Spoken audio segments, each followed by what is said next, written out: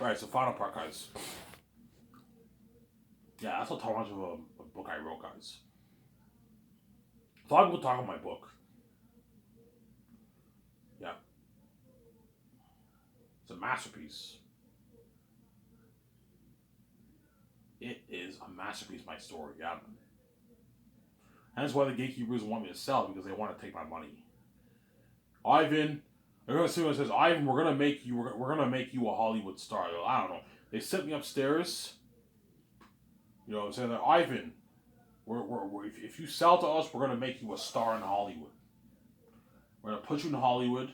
We're gonna make you a star. We'll have you sign with one of the biggest publishing companies in the world, Ivan, Penguin Random House.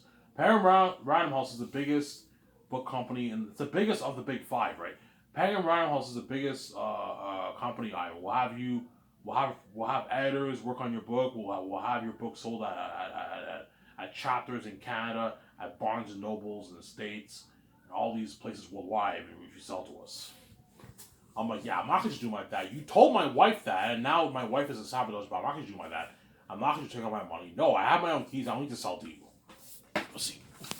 The only cool thing about me being in Hollywood is you'll see me in the public eye, but I'd be sharing with the world. I'd be miserable, and VJ's garbage, and she'd be crying in my arms every night. And the gatekeepers would be taking our money, and yes, me and VJ are featured on magazines in Red Carpet, but we're miserable because we're sharing the world. Because you guys are wicked people. VJ's garbage. She's crying in my arms. She sees hell. When I have sex with her, I run away. The relationship will probably be destroyed because you guys will destroy my relationship because you're wicked people, obviously. And the gatekeepers will be taking all my money. They give me like 5% of the money. Yeah. So let's say my book does, I don't know, after, let's say the profit, Penguin Random House gives me the leftovers and they're taking all my money. Well, I'm not even worth my money, man. Like, look, man, you're not even worth taking my royalties. This is my fucking money. I'm bigger than all you guys. I'm a son of God. That's why God gave me the keys. I'm not going to do like that, some Sarah. Even if I make 800 million, Ivan, like you'll make like $700 million on your book. Yeah, compare $700 million to the $10 million I'm gonna make if I self-publish.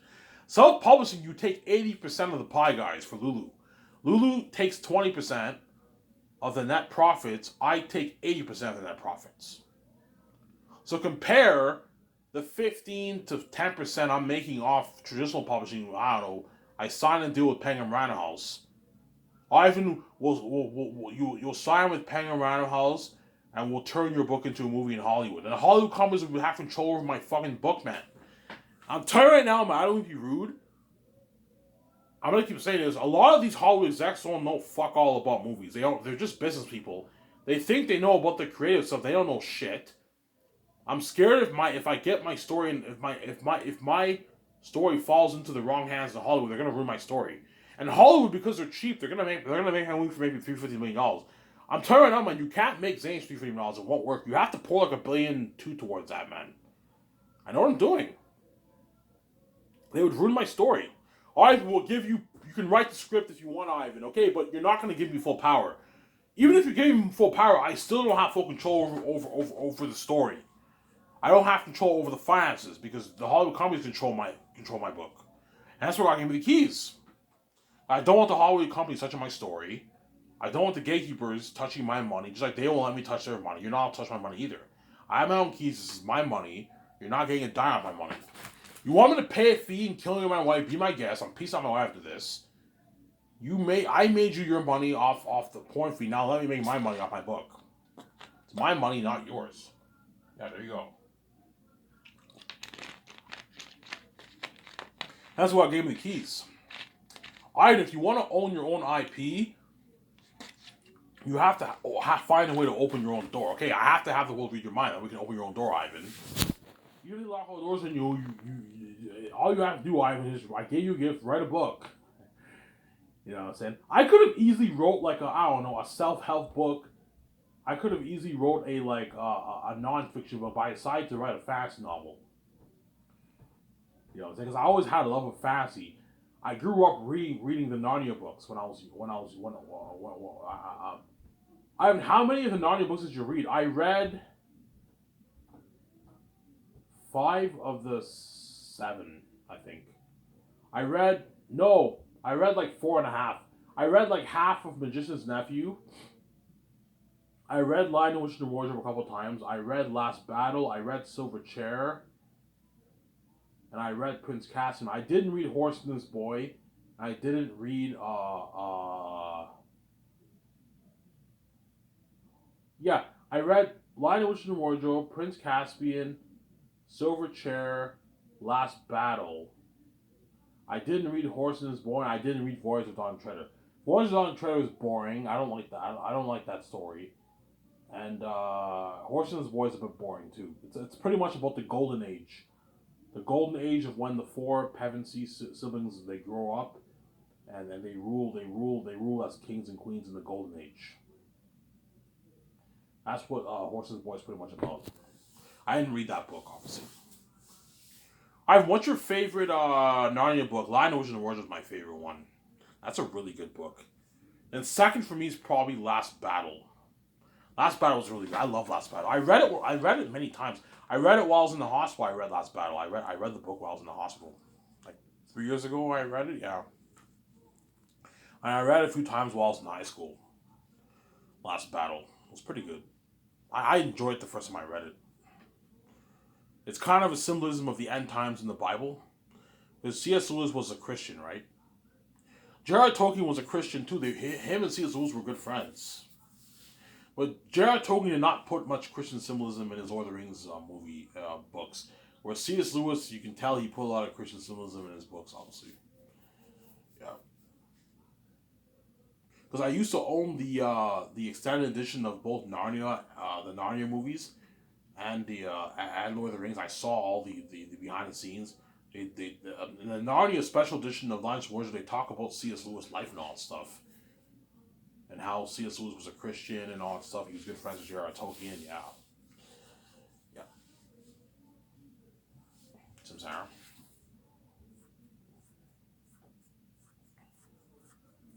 Yeah, so Eli is the leader of Sapphires, obviously. And Lithia is his daughter. So Vija will play the daughter of John Rice Davis. Because I'd be like, Vija kind of looks like John Rice Davis. Yes, I know what I'm doing. And John Rice Davis has that powerful voice. Yeah. Only thing that concerns me about him is his age. He's 78 now. By film Zayas in 2032, he'll be like 80, 86, 87 years old, man. Yeah. He's old, man. That's why I might perhaps go for another guy. We'll see what happens. But I he'll be fine. Don't worry about it, because Peter, because Peter's a nerd. You know, he cares about who he's saying. I don't worry about it. He'll be fine. We'll have a good diet plan for him. We'll make sure we have chairs for him if he's tired. Okay, fine. We have stunt levels for him. Yeah, but somebody tells me Jarvis Hayes tell me, no, I want to do my own stunts. I'm like, are you sure? Yeah, I want to fight alongside you against those devils, Ivan. You know what I'm saying? Yeah. Or you can make it if you change the movie. Maybe in the movie Eli doesn't fight. You can do that if you want. You make it if you change. Peter, do you think we should do a thing where Eli in the book Eli fights? In the movie, do you want to have John Rhys Davies? He doesn't fight. He just protects Lithia. You can do that if you want. Make it if he changes. It's not a major change, right? Yeah. No, I don't want to do that. I want Eli to fight in the movie. I don't want to make a major change of that, Samsara.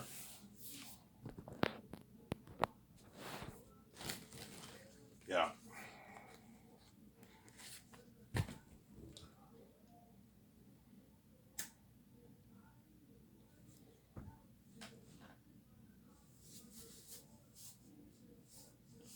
Obviously. Ivan, how do you get to Barak? You get to Barak through the forest. So you have something called the Forest of Galathia. The Southerners call it the Great Forest. It's a massive forest, and the trees are 100 feet tall trees. They're huge. Imagine a planet on the screen. You have 100 feet tall trees, and the forest is cursed. It's a cursed forest, obviously. And when you journey through the forest, you have the snakes that live there, obviously. It's a dangerous forest, too. Sometimes Eritaz crows can roam around there, the wild crows can roam around there.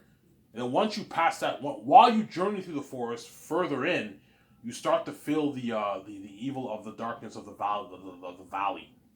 You have something called the Valley of the Dark. Obviously, because that's how evil Eritaz and the wolves are. They're demonic beings. That's why you're looking at maps that I wrote. You know the eye of Sauron. You feel the evil of the voice and the presence of that eye. Yeah, Think something like that for the Valley of the Dark. As you linger through the forest, obviously, you start to feel the evil of the darkness. There's a scene in Volume 2 when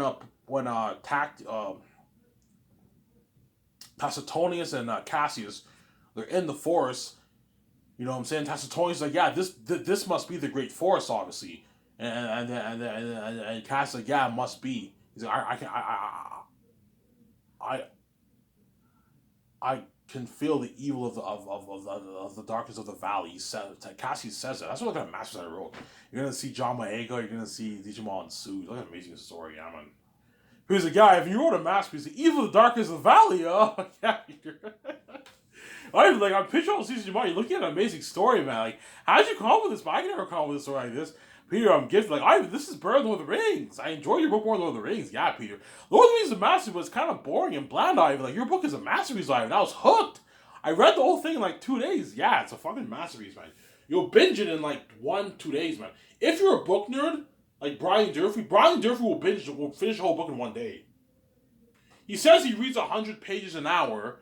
My book will be like a 700, 800 page book. He'll finish the book in 8 hours. He'll binge the whole thing in 1 day. He's like, holy shit, this is a sick book. Ivan's a gifted writer, man. Holy shit, this is...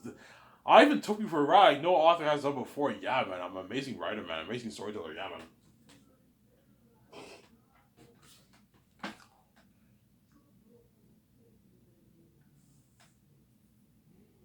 It's a book that will hook you, man. And the movie will be better than the book. Yeah, man. That's like a masterpiece. Yeah. So as you you linger through the forest of Lathia, you start, that leads to the Valley of the Dark. You feel the evil of the darkness of that valley. And when you pass through the valley, it's very, very dark. And it's so dark and evil that you actually feel the evil of the darkness. So imagine making a movie whereby, like, when you see the darkness, you feel the evil of that darkness. There's an evil presence of that darkness. Because every time them are demons, they're devils, they're cursed beings. Then once you pass that cursed forest and that cursed dark valley, that's evil, obviously, where you feel the evil of the darkness, now you're in Barak.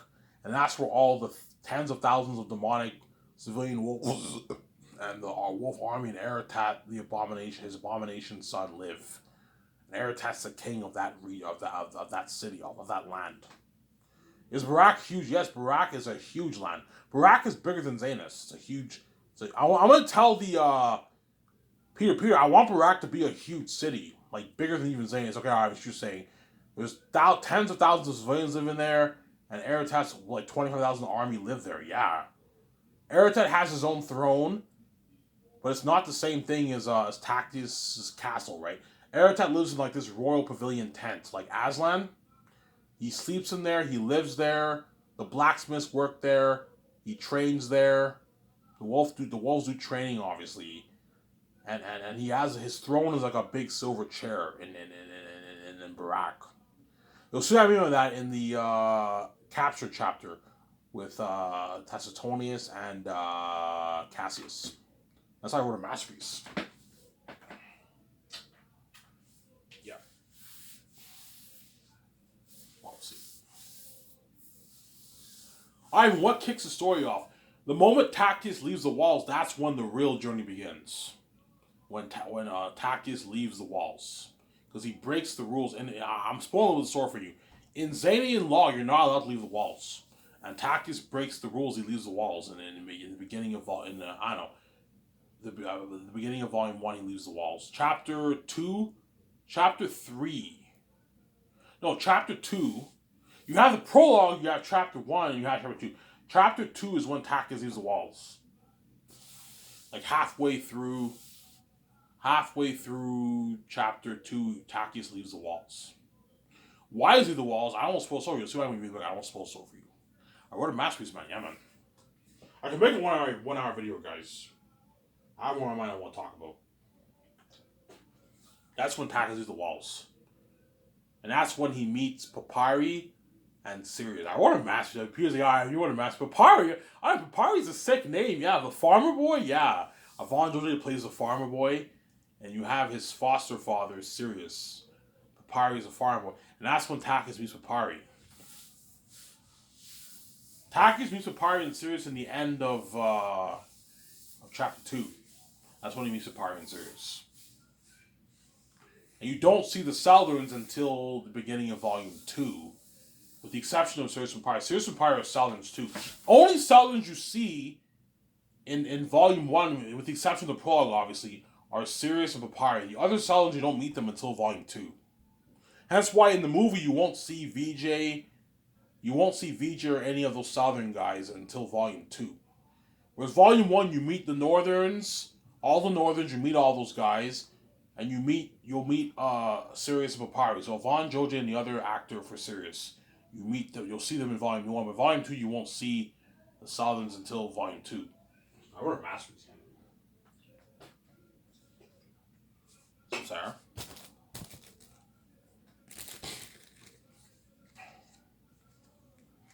And because Takis leave the walls, that's what leads Tacitonius and Cassius and their 50 men. They bring 50 men with them, obviously, in the army. They end up leaving the walls, and they end up looking for Takis too. Takis left the walls, obviously, and hence why you have a chapter called Landing Chaos.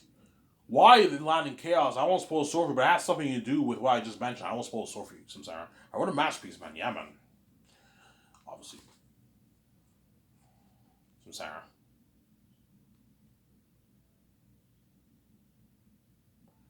Yeah. Obviously. All I'm going to say is, think about this. You have Takis, he leaves the walls, he breaks the rules, obviously. He leaves, he's never been outside the walls. It has to be looking at a masterpiece, obviously. When you read Young Takis is curious about what's outside the walls. Obviously. You have the North is beautiful. The wall protects the Zanes, obviously. And like dozens of miles away is the South, obviously. And Takis doesn't know what's out there. So he ends up leaving the walls. And that's when the journey begins. So you have this, think about this, you have young Takis. Takis a kid, he's an innocent kid. He doesn't know what's outside the walls, and yet deep tens of miles away, you have the South, and he doesn't know that there's all these there's all these demonic beings living in this different worlds, different territory. Yeah, I wrote here's a guy, Ivan. You wrote a fucking masterpiece, man. Yeah, man. Mel's like, yeah, Ivan, you wrote a masterpiece, man. Here's the guy, Ivan. I'm pitching all this in your mind. Like, this is a masterpiece, Ivan. How did you come with this story? I'm like, Peter, I'm gifted. Ivan, like, this is a masterpiece. This is better than the Rings, Ivan. I'm like, yeah, Peter. That's like Peter, he and Mel are going to really keep over that job, obviously. Can I return? I'm like, no, Peter. I'm not going to give you more money or whatever. $745 is enough. You're fucking greedy, Peter, man. Mel, I'm not going to pay you more than $290. It's enough. You're being greedy, sir.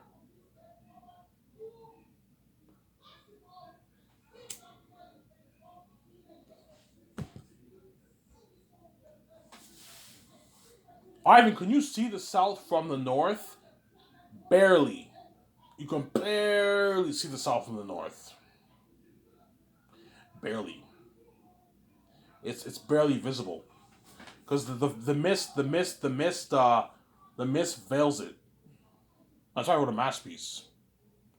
Obviously. I don't mention the mist in the book, obviously, but when you read the book, it's very clear that the South is a different region than the North, obviously.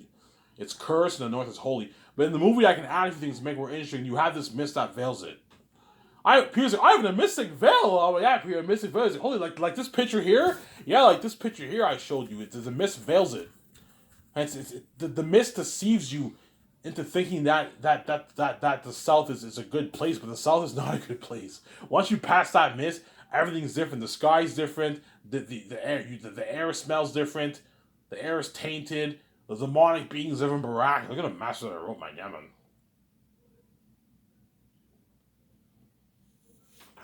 Yeah. So the Southerns fear the wolves. Yes, the Southerns fear the wolves. That's why they never dare to leave to go to the North. Obviously, they know the Northerns don't like them. Every Southern's dreams live in the North because the North is like the heavenly kingdom, obviously. But they know the path to get there is dangerous. And the Northerns don't like the Southerns. The Northerns hate the Southerns. Both the Northerns and Southerns hate each other. They don't like each other. They don't like hate each other like super much, but they don't like them. That's my point, Sarah. They don't like them, Sarah. Obviously.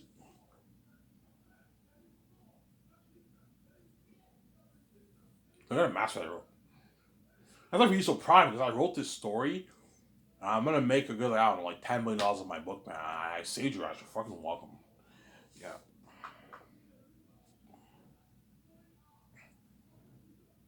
And that's why Vija will work really hard. She'll help me a lot with the Yo, Ivan, I'll help you. Yeah, VJ, please help me plan the 3 volumes, take our notes. We print all the pictures of what I'm thinking of for Aerotat and all that. We print all these pictures. That way we hire Peter or Mel. We show them pictures were prepped. And VJ will help me. She'll work hard because I saved her ass. She can see the light now. She's sharing the billions with me. She'll work hard. She has the financial control of me. She'll work hard. She'll work really hard, obviously. I'm saying, yeah.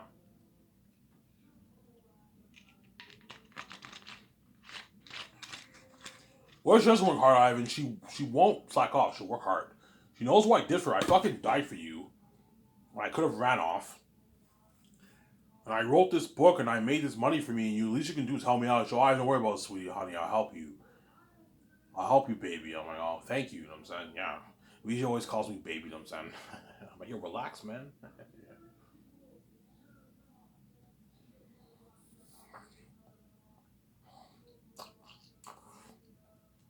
Obviously.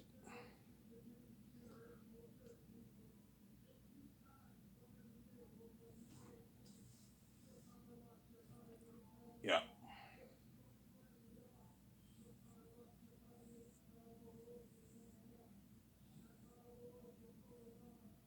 Who's more formidable, Ivan, the wolves or the bats? The wolves. The wolves have a bigger role to play than the bats. Because the bats are pretty much extinct. There's not many bats left. Ivan, how much bats? In the book, there's only like, I don't know, like 700 bats living in the city. Whereas the wolves, there's tens of thousands of them. There's more wolves living in Barak than there is humans living in Zanus. The wolves are a bigger threat, but the bats are still a big threat, obviously. But the bats live in the mountains and in the city, like Moria, whereas the wolves live in Barak, like a big city of the land in Barak, obviously. Eretat's the king of Barak. Faful is the prince of Barak and the prince of the north. Takius is the prince of the north, the prince of Zanus, and Takius the first is the king of the north and the king of Zanus. I wrote a masterpiece on Sarah is the Queen Sarah is the queen of Zanus, the queen of the north. And Lithia is the daughter of Eli.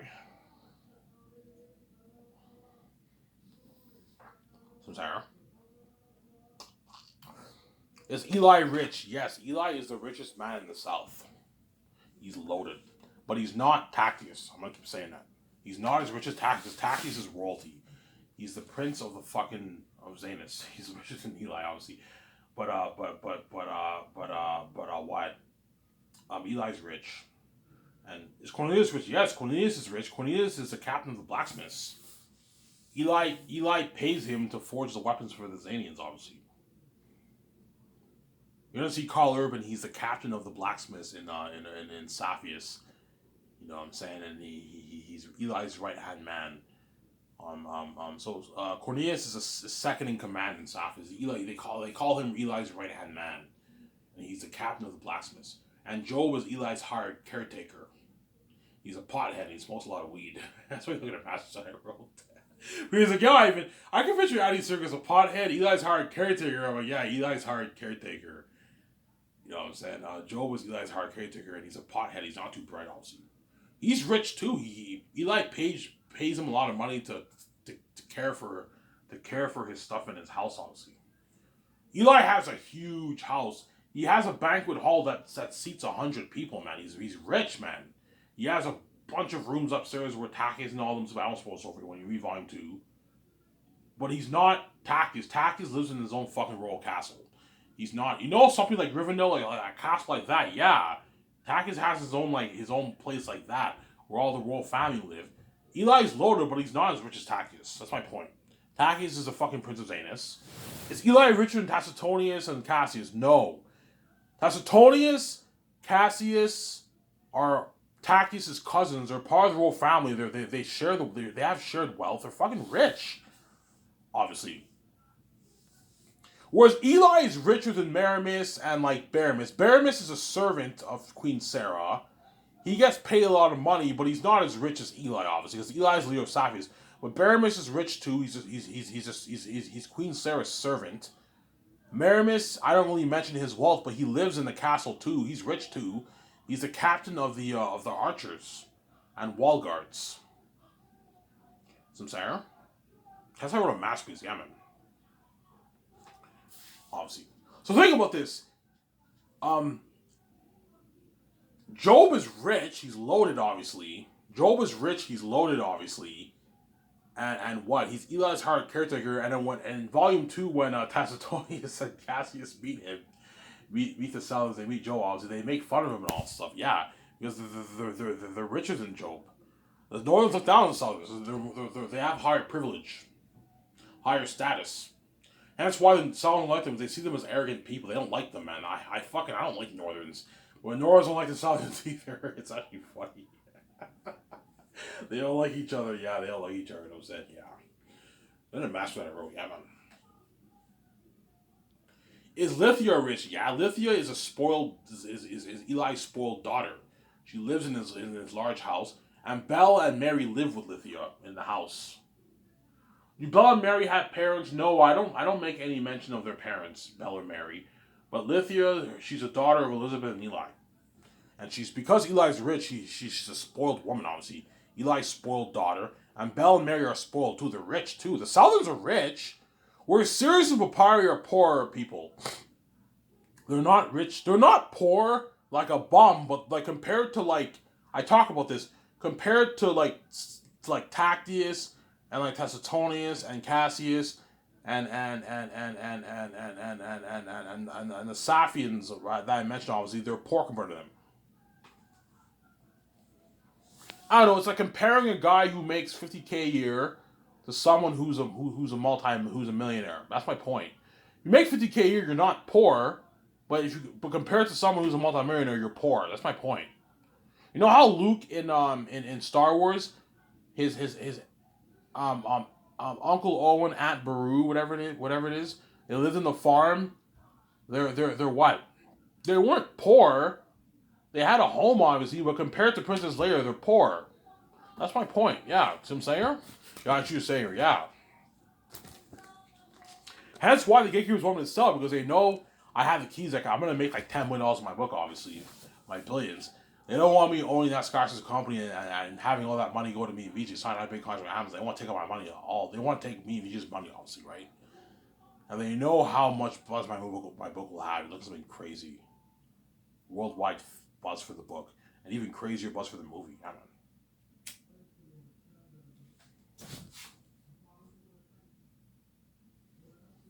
I wrote a masterpiece, guys. And that's why Peter and Mel, when they read my book, they're going to be shocked. Holy shit. I even wrote a master. I want to get my hands on this. They're going to get Peter for that job. Yeah, man. Peter's going to want the record will be so bad. Not just Peter and Mel. Guys like Martin Scorsese, Quentin Tarantino, Christopher Nolan are going to want to get their hands on my story too. Yeah, man. Obviously. Somebody tells me Christopher Nolan, if he directed Zane's, he'd make an amazing movie too, because the guy's a genius. But he's not a fantasy guy, but I think he'd make an amazing movie too. He'll want to get his hands on my story too, yeah. Christopher Nolan will want to get his hands on my story too. All the directors in Hollywood. Ridley Scott, James Gunn, you know what I'm saying? All these guys. All the Hollywood execs, like Bob Iger. Bob Iger retired by then. Like David Zaslav, all these guys are gonna want to get their hands on my story, but I want to get my hands on this IP, man. This is a fucking masterpiece, yeah. This is bigger than Star Wars, yeah. It's a bigger IP than Star Wars, man. That's why I'm self-made. Once the book gets released, I experience that fame with VJ, obviously. I make my money, and I now start SkySource. I now release the movie, and I'm selling all this merch, like the T-shirts, the sweaters, the pants, the hats, the Joe pipe, the 6 framed or paper posters, and the 5 ale mugs, and perhaps I sell toys. It's fine, and I make that Zane's game. He's like, oh my god, I mean, you're fucking self-made. Like Xanax is now the biggest IP in the anime industry. Yeah, it'll be bigger than Star Wars, guys. Yeah, man, I'm fucking self-made. Yeah, man, self-made. Yeah. People tell me, Ivan, I'm like, yeah, Peter, do you think we should come up with a name? Yeah, Ivan, we should come up with a name for each of your 3 volumes. But I don't know of a good name. Yeah, Ivan, I can't think of a good name. Yeah, I can't think of a good name for each of 3 volumes. I'm sorry. That's why those actors are lucky. And John Boyega and all them, and Yvonne Jose and Carl Urban, and Idris Alba and Ichiban Su will be shocking, man. But holy shit, this is a masterpiece. I can't wait to be a part of this story. Yeah, look at an amazing story, man. Yeah, man. A bit raw in some sections, obviously, because I don't have an editor. I did it all myself, but a good maybe, I don't know.